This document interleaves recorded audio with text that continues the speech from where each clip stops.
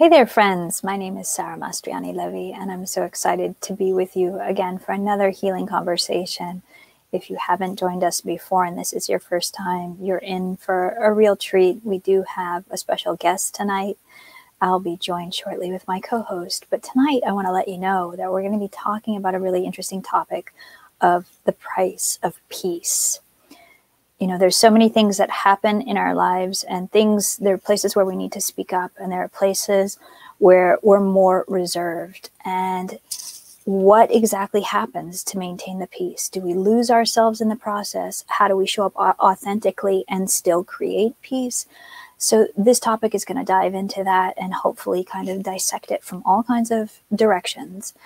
And I'm super excited to introduce our special guest, RACHEAL.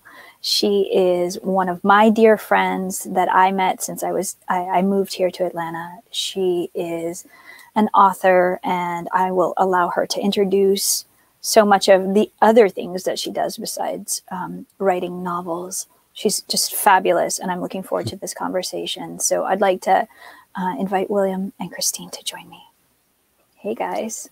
Hello. It's definitely a pleasure to be here with you, William and Sarah. Thank you so much for this opportunity to share with your audience tonight. I'm so excited for this. So I introduced you as an author, but I know that you wear a lot of other hats and titles and other things. Would you like to mention any of those? Okay, I am an author. My first novel was published in 2010. And since then, I started my own.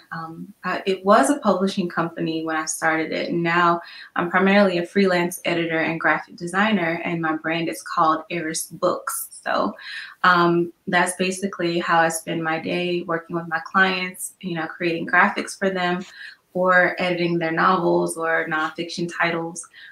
So that's pretty much what I do. I'm also a wife and a mother of 2 children, so that's a job in itself. So if I'm not working on my own projects or working on someone else's, I'm consistently busy being playing those 2 roles as well. So great. I love that. Welcome. Thank you. Absolutely welcome. When I think about this idea of the price of peace and all of these hats that you so beautifully juggle in just such a graceful way. I would just really love to kind of dig into which of those titles or positions caused you to choose this topic. What made you feel like, oh, this is what we want to speak on? All of them, but I think the one that I'm consistently exploring and experiencing, valuing my peace more often is probably my profession, like my career, when it comes to being an editor. With my relationship, of course, there's always communication and ironing things out. But when it comes to working with people that you don't have that personal relationship with, it can be a little bit tricky. So what helps me maintain my peace? Boundaries. Really setting boundaries and not being rocked, by, I won't say disgruntled, but I explained it this way the other day. What's amazing is I received an apology, and it was an apology that was probably 6 years overdue. And I had already forgiven the person, and they didn't know that I was even, bothered. But out of the blue, I received a message that was like, when I was your client, I really gave you a run for your money. And I wanted to tell you I'm sorry. And she said that the reason she understood how difficult, she had been was because she was then experiencing a difficult client of her own. And how I explained it to her, because now she's kind of in the same lane and she's editing people's works. I think she's doing voiceovers for novelists, or she's doing the audio stuff. Yeah, she's doing that. So when she offered the apology, I'm like, no, you aren't difficult. You're typical, because most of my clients are difficult simply because when they're new, they don't trust you yet. And you have to establish, that type of relationship where you're trusting each other. And if your first project hasn't been completed with your editor yet or your graphic designer yet, you don't know what they can do for you or how they could help you. So, you have to trust them with the vision and what it is that you're asking them to do. So, and then on top of that, you're not well-versed, like you're not knowledgeable of the industry or how things work. So you get frustrated and flustered and you ask a lot of questions, and, and sometimes that can read as difficult. But I became used to that. And instead of labeling my clients difficult, I said, okay, let me create boundaries for myself where I'm not rattled by their frustration or confusion, because it'll be over soon. Like as soon as I'm done, they'll see. And, and when I shared that with her, and I'm like, these are some of the things you do. You give the timeline that you set for your completion date. You don't, it's something that's far out. You don't say that you can do something, in 2 days, even though you can say that it'll take you 7 business days, or, set hours for them to communicate with you and not be so easily accessible. And so when I started offering her some of those, pointers, she was like, oh, wow, now I see how you were able to manage and still be nice to me. So I learned then to value my peace in my profession by, setting boundaries. I love that. Go ahead, William. Yeah, the one thing that showed up, thank you for sharing that story. There's so many opportunities as our clients give us to find peace of, our peace of mind or something. When I first was introduced to peace, it was, from my mom. And it showed up differently within my marriage, and it caused me problems. And so this is how I explain it. And this is the cause of peace for me. My mom would always say that she wanted peace and quiet. So for me, they were the same. They were never separate. And so in my house, I asked for peace and quiet. And many times when I would get quiet, I would mislabel it as peace. And everything that's not quiet is not peaceful.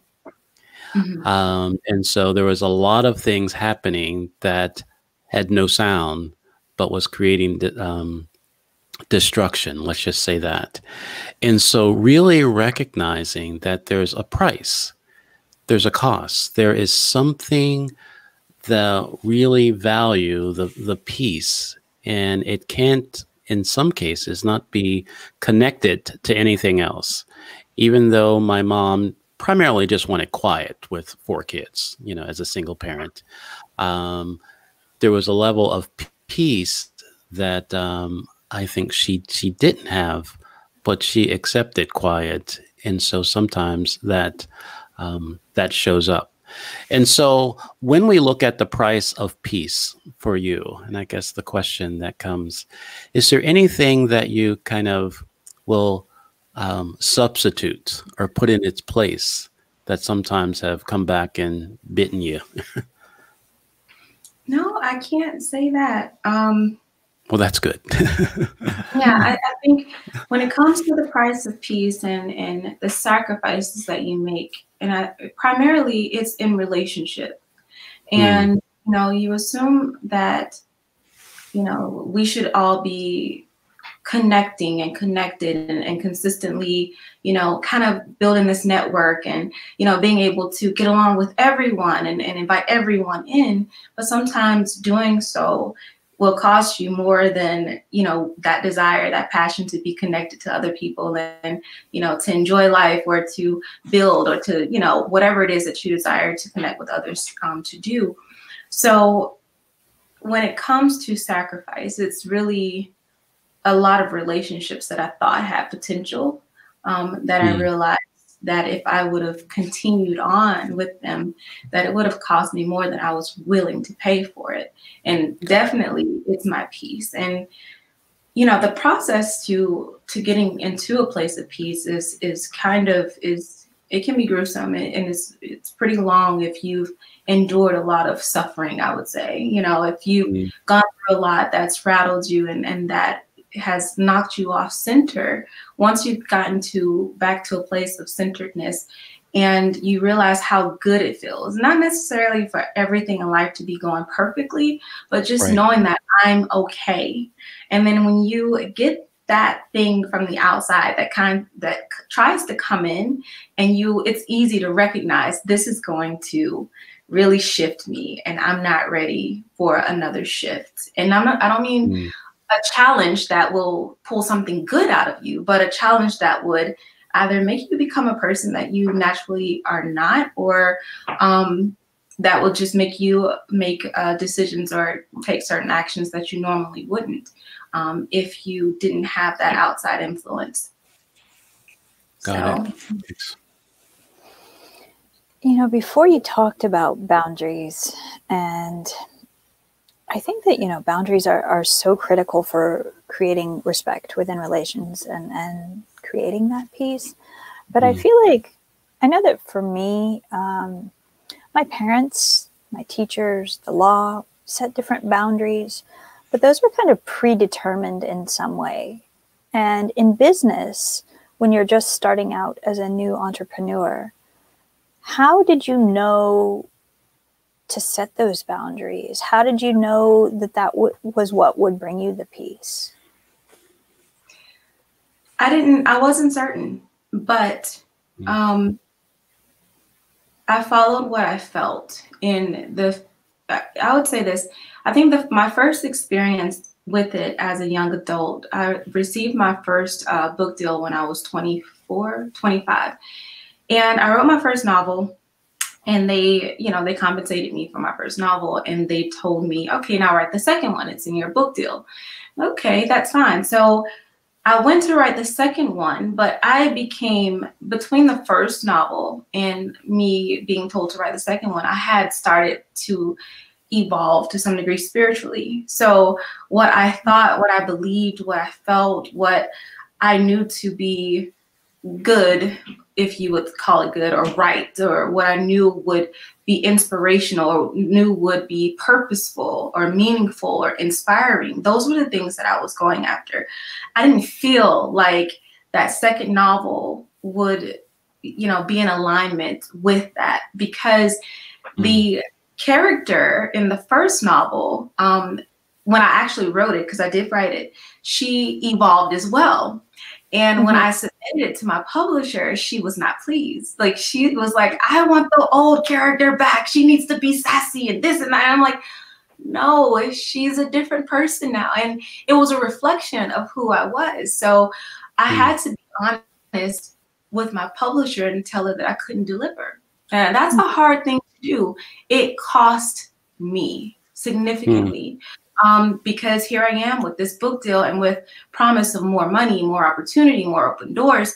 But what they were wanting from me wasn't in alignment with my peace or who I was or what I felt. So that was the guiding force, what I was feeling and what I knew would be purposeful and meaningful. And the character that she wanted, in my opinion, couldn't help any of my readers. It wouldn't help them understand life, how it works, overcoming obstacles and adversity. And she was basically stuck on this, hamster wheel of just doing foolishness. And it was an urban fiction title. So that's the genre, and I understood it. And because of my decision to not complete that contract, the work was it was stolen from me, and I ended up starting to self-publish my works because I lacked confidence in publishing outside publishers and trusting them again. So it's been a decade-long journey to getting back to being recognized as a good writer because of the sacrifice I made for my peace back then. But I must say that regardless of that, I would do it all over again, because now when I'm writing my characters, I feel confident about the impact they're making on my readers.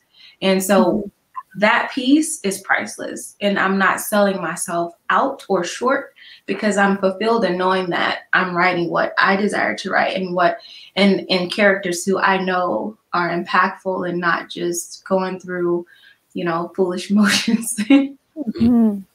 I love that. As you were talking, I heard two themes that I kind of want to dig deeper into, either one of them, whatever feels right to you. You talked about the evolution of the character, kind of like matching your own evolution. And then you also talked about this theme with the publisher of like suddenly hearing your own intuition saying, yo, this is not a good representation of what I want to put out. Right. I believe those things go hand in hand, but I'm really curious to dig into how you started to know. I mean, I think we all hear that still small voice on some level if we don't tune it out, but how did you tune it in so strongly that you could make that kind of a decision that was definitely heart over head in that situation as far as money goes and everything else that you had initially committed to? I don't know. Honestly, I think I'm a bit of a risk taker. And where I feel like I know something and I stand on it. And my husband will tell you, like, whenever he comes to me and he's like, I don't know what to decide about this situation, I always say, follow peace. I mean, because it is that still small voice. There is no process to it. It's either you hear it and you follow it, or you don't hear it and you kind of just do what you want to do. But at the end of the day, when you do hear it, it resonates. It feels good. Even though it might pull something out of you, or it might nudge you in a direction that you didn't necessarily feel like you wanted to go, one that might have been an easier path to follow, so it seemed at that moment.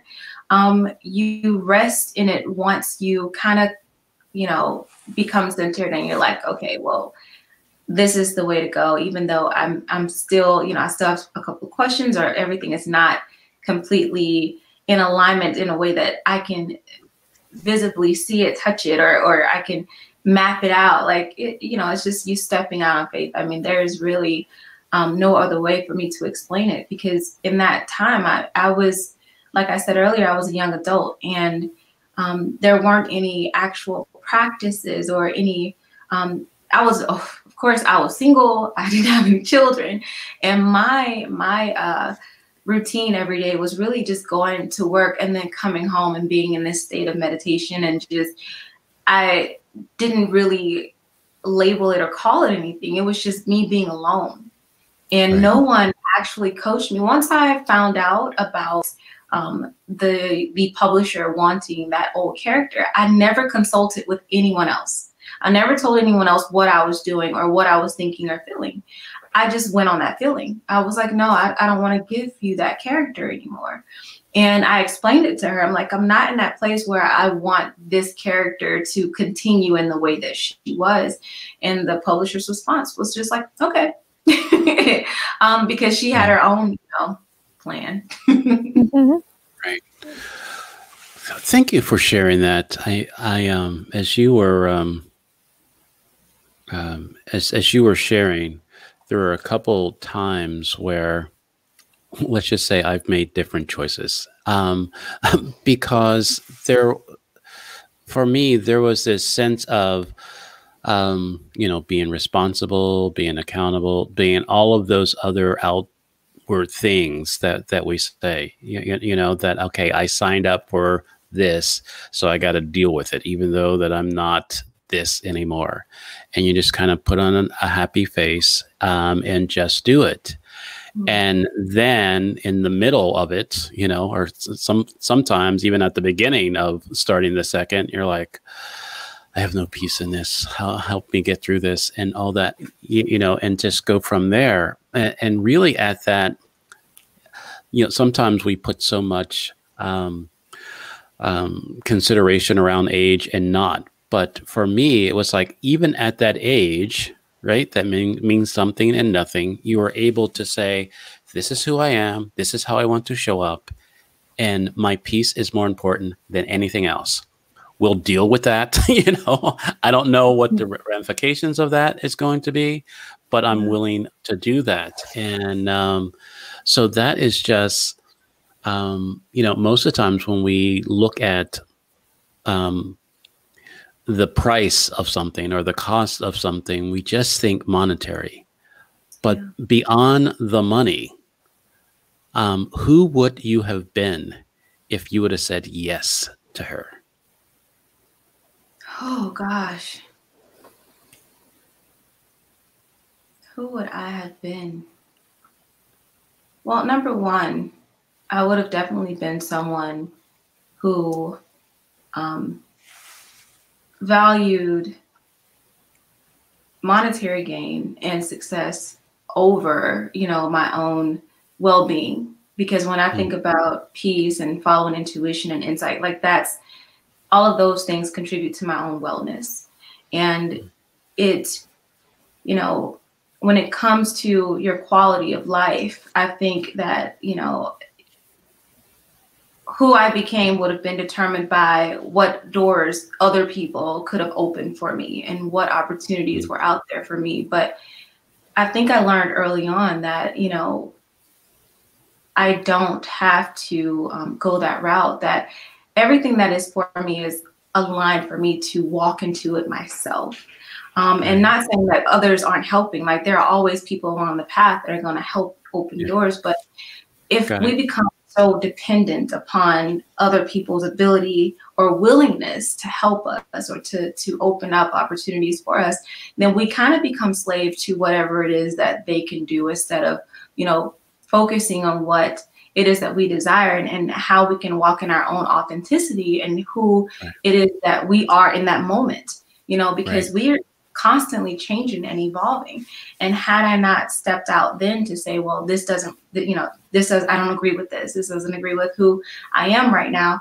I probably would have been at this point someone who is, you know, like a robot, like whatever it is that you want me to write, I shall do, like what your wish is my command. But one thing that was said, you know, growing up is, you know, if you don't stand for something, you'll fall for anything. And that's one thing that I kind of value now. Like, even when, you know, you have the numbers sitting, you know, in the contract on your desk and you're seeing, you know, a potential future, it's like, well, how, you know, what are you really giving up to access that? Or do you just, you know, go a different path without any certainty at all and just trust that everything will align for you? So you don't really know. You just step out on faith and just see, you know, what becomes, you know, what opens itself to you. But I am glad, I can't really say for sure what type of person I would be right now, except for one who was enslaved to, you know, other people's opinions or their desires or their demands or whatever it is that they placed on me.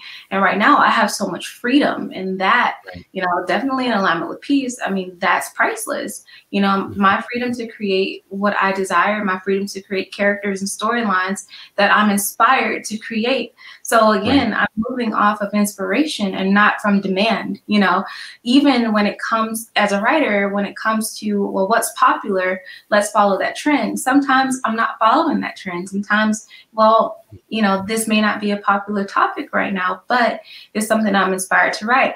And I trust that there will be a moment where it is popular. And then I was in the right vein, just not at the right moment for it. And then in the right moment, it just perfectly aligns. So that's how I see things, as opposed to, well, I'm only going to write a vampire story because vampire stories are popular. You know, and that's what a lot of writers do. And, you know, and that's okay because it gets them in the doors. It gets them with, you know, it helps them with the, you know, bestseller stamp because it's popular and it's trendy. I've never been one to follow a trend. So I just naturally, you know, kind of move to the beat of my own drum. And like I said, I do still have, you know, belief that everything that I desire to achieve as an author, it is coming to fruition. So I don't believe I've lost anything. I did mention earlier, like, you know, it was a sacrifice. And I think it was just a sacrificing of the vision that I had. But you know, with that and with time, you realize, well, I have a new vision now, you know, and new rules. And I'm more grateful for the time that it took me to establish those rules and those boundaries and to know who I am. That's great. That's awesome. Thank you. You know, in the beginning, William talked about his mom and how she associated peace with quiet. But from listening to your last kind of response, I felt like peace was equivalent to some level of trust in yourself, in your process.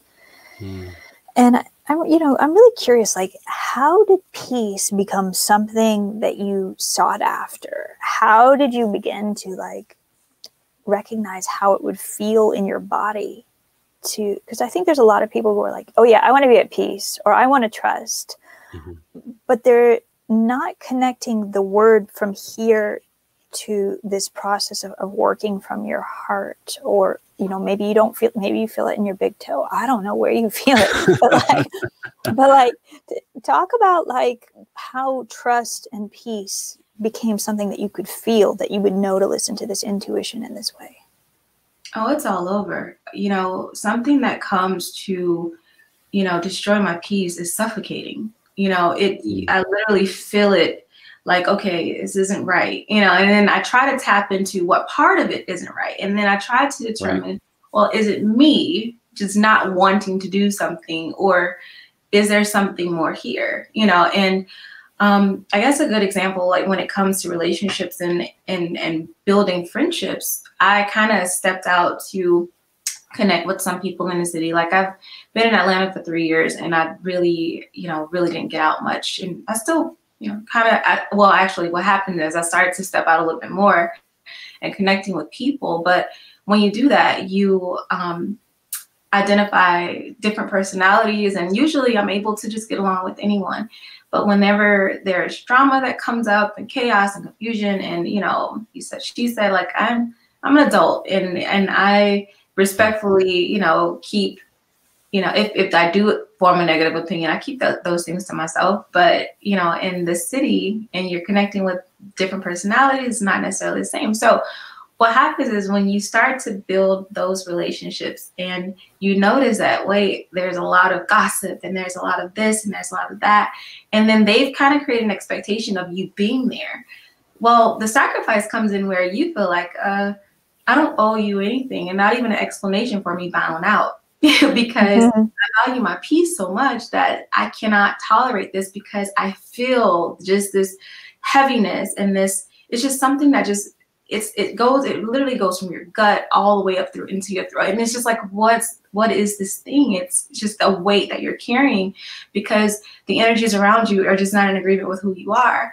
And, you know, it might be difficult to explain, or even difficult to hear. So it's one that you can't explain. You can't say, well, look, there is something going on here, and there is something disturbing me. And so what you do is just say, when they ask you to go out next time, no, thank you, I'm fine. So you just sacrifice a good time. But with that sacrifice comes, you know, a maintenance of peace, if you will, where you, you're able to maintain your peace and, you know, just go through life. And again, I think one thing that I have to constantly do, because naturally, I won't say I'm a loner, but naturally I'm introverted. Like I call myself an extroverted introvert. So in social occasions, I'm able to connect with people and talk and, you know, chat and stuff. But typically my safe place is in my home with my kids, in my office, in my bed. Like those are my favorite places. So I always have to check myself and say, well, are you just not willing to because of how you believe you're wired? And usually when I do, it's still that, because if it's not, I always have a basis for comparison. So the people like you, Sarah, like, you know, of course I love you. And when I'm with you, there is just total peace. There is a lightness. There is just, I mean, I'm radiating to some degree when I'm in your presence. And, you know, it's just, it's beautiful. And if I can't experience that with other people, and maybe not even on that level, but just even if I have, if I'm able to maintain a neutral position, I'm fine. But whenever something creates that tension here, I'm like, no, it's something not right. And like I said, it's something that can't be explained to everyone. So you kind of just quietly bow out of the situation. Right. You know, yeah, thank you. What, as you were sharing, the question that was coming up for me is, what is peace healing? You know, peace is like a gift, you know, for us. And it's like, when peace shows up, it's in service of something. It is healing something. That was a feeling. And I was wondering if you have access to, what is peace healing in you? Peace healing. You're gonna have to give me a second to think about that one. Okay, I got you. Sometimes I get I guess what I call downloads, things that come to mind before I have any understanding of them, and people just get them and have to deal with it, right? You know, yeah. But you know, for me, it is something to, you know, there is a feeling, a story that I've had for myself, that nobody understands me, and nobody, you know, wants to help. Right. That was a story that I had for a long time. And me finding peace in that story, but the peace that is not the truth.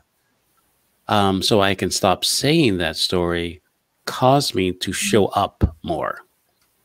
And just who's ever with me, and, you know, if it's Sarah or, you know, other people, that is okay. So I have this peace within myself that, one, I can let that story go, but really comes to terms. So it is not, it's not creating this, you know, this angst in me, this suspect. And so I was just, you know, just wondering, what is peace in service of, you know, for you, or that you feel? Yeah, when you said peace healing, what came to mind is when we use the phrase, you know, make peace with, you know, so if we're making peace with something, to me, it's that moment that you release and forgive and you know, choose to move forward, only because there is absolutely nothing that you can do to change a condition or a person or a situation. Sometimes the best action is inaction. It's nothing. It's really just accepting, you know, something for being what it is, or accepting someone for being who they are. And once we step into the realm of trying to maneuver things around or fix someone or something, we even further disrupt our peace. And so to make peace with something, or how I'm taking your peace healing, is really, you know, allowing yourself to be okay with what has occurred, and to open yourself to what can be, you know, because sometimes we do close ourselves off to any potential to even heal, because of the fact that, you know, we want to hold on to, sometimes we think that if we hold on to the negative situations that have happened to us, any hurt, anything we've come across or come against, like, we think that, you know, we kind of wear it as a badge. Like, you know, these are the things that I've endured, and so this is why I can't move forward. Like, it kind of becomes, you know, your, what word am I searching for? Like a crutch, you know, it's one of those things that, well, because of this, you know, I can't move forward, or because of this hurt, or because of this situation that I endured, it's impossible for me. But, you know, to make peace with something means that you accept it for what it was and know that it has absolutely no bearing on your future if you release it. Right. No, I got that. Thank you. It's back to a lot of trust. And going into the phrase that you used of opening yourself to what can be. When we talked about the price of peace earlier, you had said, you know, we kind of weigh it against the pursuit of something. And, you know, I'm thinking, how do we still pursue something? Maybe this is a redundant question, and, you know, I'm thinking on the spot just like you guys. But, you know, when we're pursuing something, you were pursuing that novel, and then it shifted, and you had the trust, and then you had the peace that came. Is there kind of like this sequential feeling that shows up? Trying to kind of identify the sequence as a healing sequence, because we talked about, okay, here's what happened. I can either use it as a crutch, or I can choose to move on from it. I can choose to continue to pursue something or pivot and pursue something else. I'm trying to figure out in between that step of the crutch to choosing to move on is where the healing actually occurs. It seems to me like the moment we identify the crutch as a crutch and not just as a traumatic experience, there seems to be some sort of internal shift that happens. That is a healing process where we kind of look at our own shadow and say, yeah, I'm going to call myself out right now. That specific instance has played out its due date of how long I can actually use that. Now I need to grow. I need to evolve. And I'm not quite sure what the question is here in saying all of this, but I'm just kind of like thinking out loud about the healing process and how it shows in the pursuit of something. Anything coming up for you as I kind of went through that sequence? You know, lately, I would say in the past couple of weeks, I've really honed in on what the day brings, you know, and I stopped making plans. And it's been a tremendous blessing to me to stop making plans. And I try to balance that and not get into, and I mentioned this earlier to you, not lose expectation in everything. But honestly, that level of detachment has brought me more peace, you know, not. And so when you were speaking and you were talking about, you know, the process of writing a story and that evolution, where is it that you know, have that healing moment? Well, being in this place now, I identify that every day is an opportunity to heal from something, or to face something, or to move forward in something, but you have to take it one day at a time. And I can't measure where those things are transpiring. I'm just open to receiving whatever it is in that moment and in that day. And I can't say I've always been here, because like I said, it's been a couple of weeks now that I'm like, you know what, I'm good. It doesn't matter. You know, when I think about all the vision boards I've made, when I think about all the goals I've written down, and all the journal entries, and all the prayers, and all of this, and all the meditation, and I'm like, you know what? If none of those things came into fruition, I am so grateful to be. And if I never had the house that I dreamed to have, I'm so grateful for the rest that I received last night in the bed that I have, or I'm grateful for the laughter that I hear from my children's bedrooms. And I'm grateful for, so it's literally, I've been in this place for a few weeks, and in spite of me just expressing gratitude for where I am now, I am still hopeful for what I believe is to come, but I'm not dwelling there. I'm not, you know, living beyond this moment, because in this moment I'm sharing with you. I'm experiencing this amazing conversation with the two of you, and I'm so grateful to be in this moment. And this is a moment that I won't get back. And that's how I've decided to live my life. So that's why I believe that evolution is going to be consistent with me, because I am open, and who I am today won't be who I'll be tomorrow. And I'm welcoming of that, and, you know, I'm understanding of that. And that's why a lot of things can't be explained to people because they're not on that same path or have that same understanding. It's my life. And if I'm open to something that not everyone else can understand, then I can't, there is no way for me to put into words where I am today as opposed to where I was yesterday. Today is just today, and I see that same thing happening in my characters, or even when I'm writing. So I literally, as in my writing process, I'll start off with a phrase. Like I've literally started novels with just a phrase or a hypothetical idea. Like, what if this happened? And then I start the writing process and I literally watch everything that I thought was going to be said turn out absolutely nothing. Like, I thought this book is definitely going to be about this thing. And then I get to the end of it, I'm like, what is this?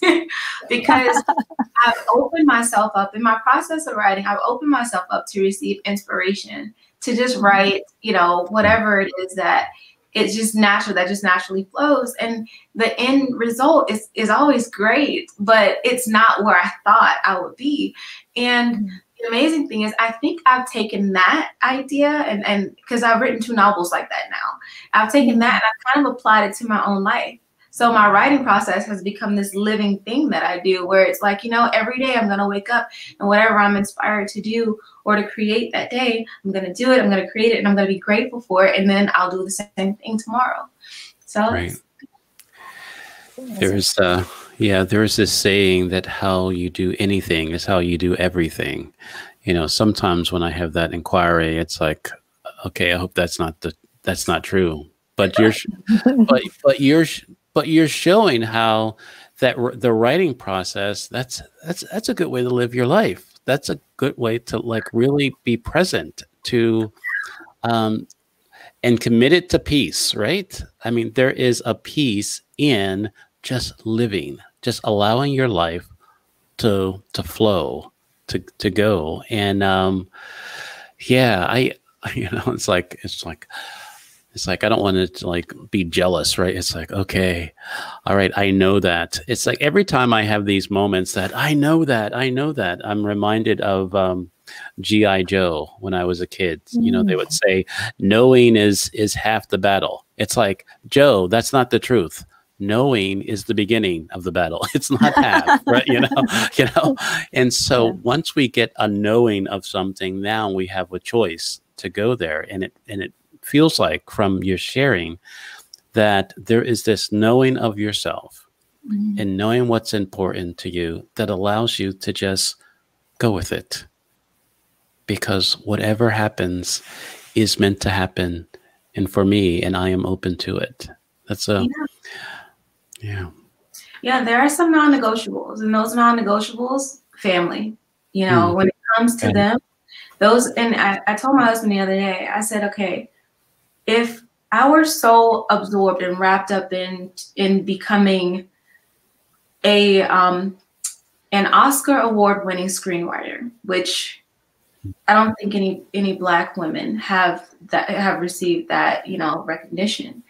And if I were wrapped up in that and I spent every day just really, obsessing over writing this amazing script so that I can have this accolade, and then I go up to the stage and I get my trophy and then I go home, then what?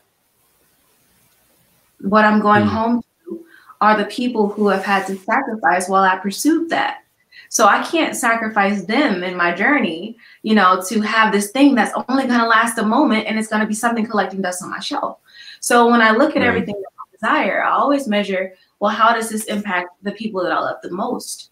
And those people, it's my family unit, So, I measure every decision and every investment, by how would this impact them? And if anything would put me in bondage and not give me the freedom to be what they need me to be. So I pride myself on being able to pick my children up from school. And before I even had kids, I was like, I don't want my children to be latchkey kids. It was just a personal thing. I was a latchkey kid myself and I survived. But it was just something within me. Like I used to love to watch parents pick up their children from school, but my mom never did. Like no one ever picked me up. It's either I was a walker or a bus rider. And I always told myself, well, I want to be able to pick my kids up from school. So every commitment that I make, I try to make it, you know, and consider that thing that I believe will be honored if I desire it. You know, if I desire to, is something as simple as picking them up from school, you know, I you know, value that. And whatever it is that I value, I make sure that nothing comes, you know, nothing comes to, comes against what it is. Right. You're not sacrificing anything. You're not causing something else to happen because you've kind of let that go. I mean, for me, it reminds me as a kid. You know, I grew up in Pittsburgh, and I hated the winter. And in my little mind, I said, I want to live a place when I grow up that if there's a hint of snow, they would close the place down. And that's where I live. That's why I live in the South, right? You know, and so committed to that, right? You know, I have to deal with a lot of other things but the 7-year-old didn't know. But the weather thing, I kind of dealt with that. And I think how you are saying there's these non-negotiables, and there's things that you're committed to, and that it shows up in your actions, and so, and that's the price. That's and you're willing to pay that price freely. Yeah.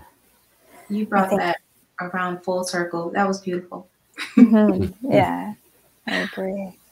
I was as he was talking, I was thinking about non-negotiables as well. And as coaches, I think one of the things that I do, I don't know if you do it as well, William, is I have a lot of my clients write out before we even start goal setting or anything of that nature.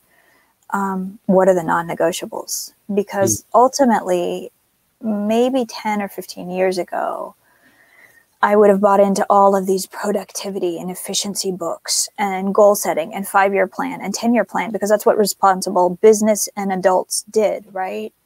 And anybody who's followed me much throughout the past years have heard me say, kind of to my own, just askew from what I walked before, is now dropping. No more 5-year plans, no more 10-year plans, maybe a month plan, kind of. An outline, right? Yeah, an outline, and listen more and pivot faster, because I feel like that is what is necessary for me to listen to spirit, to be guided completely. And it feels a little aimless for me at times, because I really would love to have something that, you know, we make the plans and God laughs, but still just to have it on paper. And I guess you can do that if that's your, you know, you enjoy joking with God. But, you know, we get to this place where the non-negotiables ultimately are the things that hold us to wherever, even with all those pivots, you're going to show up for your kids. You're going to show up for them. And I think all three of us have had that similar commitment. I think all three of us were latchkey kids on one level or another, and we're committed to showing up for our kids on one level or another, or at least having, you know, the home with the warm meals and the things that we missed at different times in our lives. And one of the most beautiful things that, you know, there are shows that will showcase people and they talk about all of the things that they've achieved. But one of the things that I think that makes us really different is our commitment to family. And, you know, for me as a single parent, one of my commitments is also, you know, showing up for my kids and being able to pick them up whenever is possible, but also to bring them along on my journey. And wherever I'm going, I want them to know that there's always going to be a place for them, that I have no desire. Yes, I want to achieve lots of things, and I want them to achieve lots of things, but that there will always be a place for them wherever I'm going. At every single table I will sit at, and knowing that that's a non-negotiable for me, and that if I'm going to places where they don't embrace other people coming along, that's not my table. Yeah. Wow. Yeah, I got that. Yeah, I when I'm not being spiritual, I look to Mike Tyson for my quote. What is that? Right? Not being spiritual. You're funny. No, it's like Mike Tyson says, well, there's a quote attributed to Mike Tyson says, everybody has a plan until you get punched in the face. Right. That's right. You're getting, so I mean, so it's that type of thing. So it is really recognizing that I realized the hard way, in a very painful way, that I can't give lip service to my non-negotiables. I mean, I would say that the most important thing was family, right? But then all my doing was, in my mind, for my family, but I wasn't with my family. And my family felt abandoned and neglected. And I had to deal with that. And so really it took from a very painful place to realize that, you know what, this is a non-negotiable that I am going to honor. And it's going to show up in my speaking and my doing.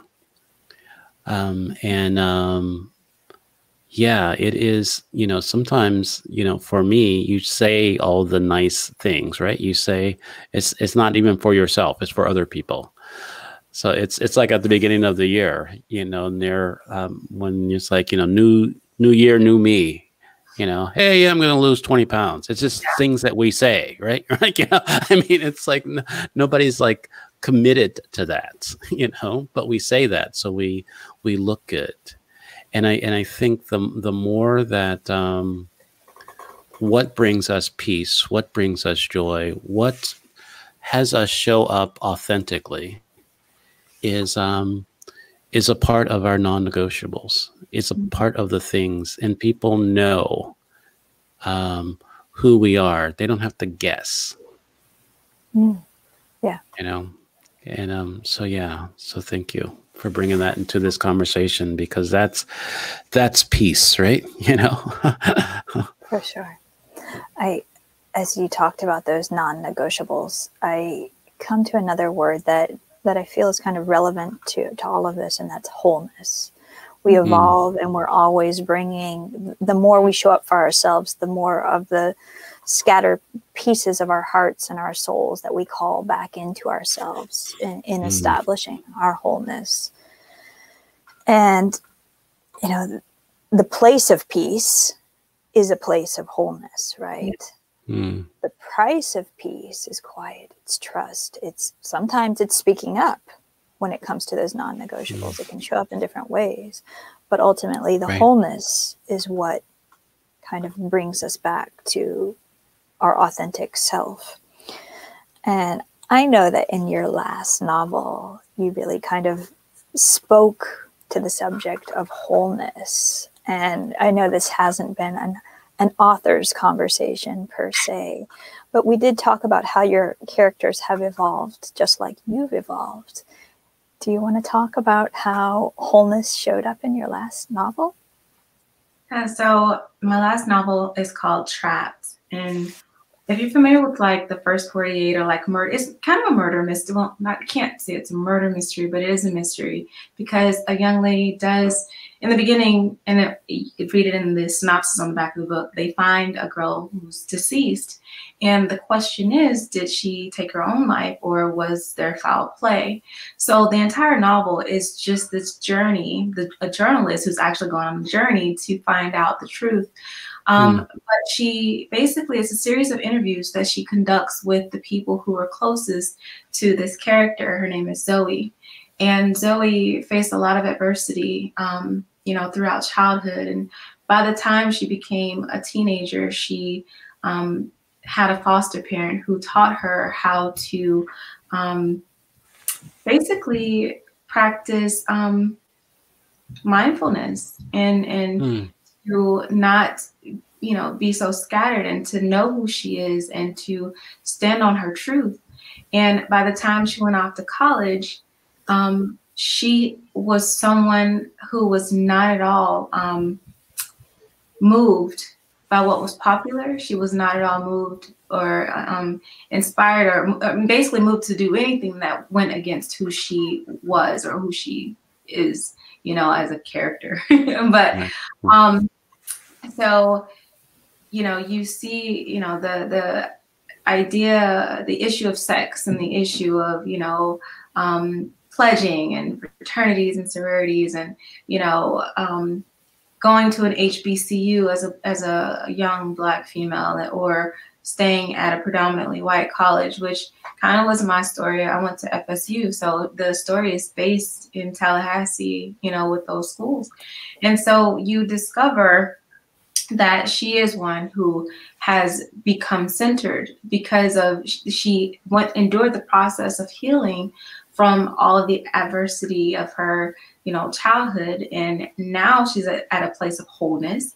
And even though she's young, like, she's someone who others admire her, you know, just being steadfast and, you know, unmovable. And they're, you know, I love her character, and the feedback that I've received from people her age, the character's age, they're like, I love her. What's crazy is even one of my female mentees was like, I would marry her. She's perfect. And it's not that she's always good. It's just that she knows who she is. And when you come into understanding your identity, and when you come into a place of wholeness, and when you come into know what you value and what your non-negotiables are, and that's who Zoe was. And so, of course, I'm not going to give away everything in the book, but you discover that through the interaction that the protagonist has with the people that were closest to her. And you realize, wow, like, this young lady was onto something, and she knew who she was, regardless of what she had gone through. Like, you know, she was an incredible being. So yes, all of those attributes, like, are seen in this character, in the main character in Trapped. Love it. So before we wind down, two things. One, I want you to tell people where they can go and find your novels and your services, if you feel like you'd like to rattle that off now. Okay. Well, you can find me first and foremost on Instagram. I love Instagram. It's Christine.RACHEAL. You can also visit my website where all of my books are listed. It's ChristineRACHEAL.com. I think that's pretty straightforward. Yeah, that's good. Can they find you also on Amazon? Yes. You can link it through my website too, but on Amazon you could just type in Christine RACHEAL and my books will come up. I have several. If you want to see what the cover of Trap looks like, of course. Yeah. It's somewhere. There you go. There it is. The butterflies coming out of the window. Wait, I'm gonna go slow. Why do I feel like it's so hard to see that. There you are. Bill. Yeah.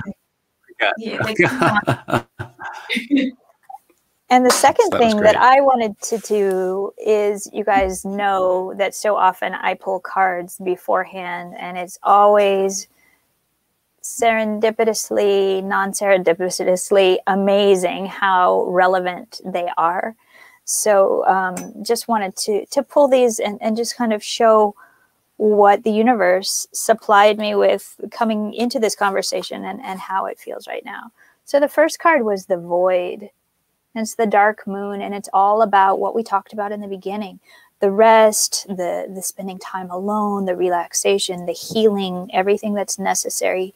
And it happens in that dark space. And what does that dark space lead to? Not surprisingly, creation. Like, we have to wipe the slate clean in order to get to creation. And then from the Goddess Oracle, Sarah Dwen showed up with potential, which was obviously available, the potential of, following peace and the pursuit of something versus the price of peace, what's there in the potential. And then these cards came out. So the first one was feeling the world. And it really had to do with sensitivity to the feelings of others, awareness of the whole world, and a broader perception, empathy overload, and overwhelm, which we talked about when we don't listen to our boundaries or have non-negotiables. We get that overwhelm. The next card that came up, can't make this stuff up, the storyteller. We have a novelist here today, and this is also about identity and positive self-definition, teaching others how to treat you through the stories that you tell about who you are, and how Christine, just really altered the character in that second novel that she talked about, and how that fell away, but it was so much in alignment of the stories that we tell about who we are, and how to create something that was in alignment with who she was. How admirable that is, to be so committed to your direction. Then the card, look at this beautiful door. It's so inviting. Christine talked about being a risk taker and how important it is to be willing to kind of look at what will bring peace. And we don't know what's on the other side of the door, but the concept behind this is the radical acceptance, engaging life on life's terms, observing circumstances and taking them at face value, recognizing and releasing resistance and denial. All of those things are critical to be able to move forward and allow, to be a human being and not just a human doing, accepting life as it is. And, you guys just saw this one, right? This beauty. And look at the other one that came up. A new earth. It's happening. Keep holding the vision. So I'm always so blessed that these cards just come and support us. Come back, guys. There you are. And, I just feel really blessed to have had this time with you to share. Gosh, I feel like there's so many, knowing you personally, and just people got to have just a tasting of how amazing you are and what you bring both to your work and to every conversation that it seems like I have to you. So many times I've turned to you just for this quiet wisdom that you have, and objectiveness, and these, beautiful, fair Libra qualities that you have that show up, that are just like, oh, but did you consider this? And what do you really think? And what do you really value? And really helping me as a friend. And now I see you helping our audience to just kind of like pull into that place of like, what are those non-negotiables? That's the price of peace. It's all based around that. So thank you for letting me fangirl for a minute.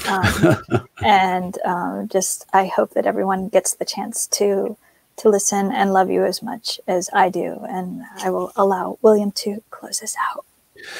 Yeah, this has been great. You have another fan, right? And just be, I guess deal with it. I don't know. I've been embracing, some of the voices that come up in my head, and just kind of like, it's a part of me. That's how I feel right now. It's like, I'm a fan. Deal with it, right? It's the one thing that I really got from the conversation is that not to just make peace with something, but bring peace with you. Right. And the more that there is that commitment, because we've already paid the price, just take peace with you, and you'll be fine. And that's, and I thank you for that. When I look at, the cost of something or the price of something, there's this counting of the costs. I don't need to count the costs. Peace is so much more important, and we'll deal with the costs. So thank you for sharing that, and giving us the example of really showing up for our lives and showing up for ourselves. So blessings.